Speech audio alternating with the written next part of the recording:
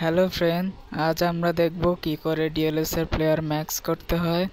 আমরা অনেকে player max করতে পারি না, কিন্তু আমরা এখন দেখব কি করে প্লেয়ার ম্যাক্স করতে হয়। তো প্লেয়ার ম্যাক্স করতে গেলে আমাদের প্রথমে ট্রান্সফারে যেতে হবে।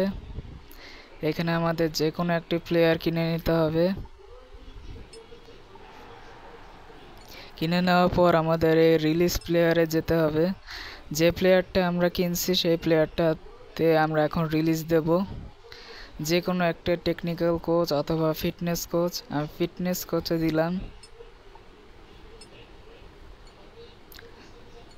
আমাদের এখন টিমে যেতে হবে, তারপর এই কোচে, এই যে আমরা দেখতে পাচ্ছি ফিটনেস কোচ।